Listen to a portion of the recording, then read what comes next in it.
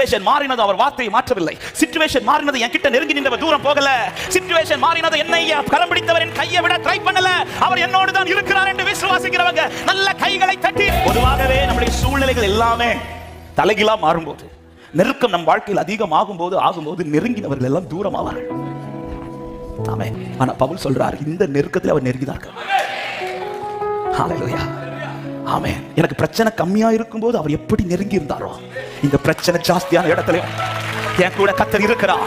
எனவே நம்பிக்கையற்ற இந்த சூழ்நிலை எத்தனை பேர் சொல்ல, எனக்கு நம்பிக்கை உண்டு, என் பலனாகிய கர்த்தராக இருக்கிறபடி நான் நடக்கிறத பார்க்காதீங்க, நடத்துறவரை பாருங்க. ஹல்லேலூயா. அதுல பெரிய ஏன்ப்பா இப்படி ஒரு சிச்சுவேஷன்ல என்ன கொண்டு வந்தீங்க ஆண்டவரே? எனக்கு இன்னும் இந்த காரியத்துல ஒரு நம்பிக்கை இருக்குதுன்னா ஏன் இப்படி ஒரு சிச்சுவேஷன்? இந்த ஒரு சிச்சுவேஷன் வந்த பிறகுதான் பவுலுடைய வார்த்தைக்கு அந்த வேல்யூ உண்டாகுது. சில சூழ்நிலை கர்த்தர் உங்களுக்கு அனுமதித்தது உங்களை வேல்யூவா மாத்துறதுக்காக. ஹல்லேலூயா. இன்னைக்கு சில கண்களுக்கு முன்பாய் நீங்கள் அற்பமா எண்ணப்படுகிறீர்களே, அதே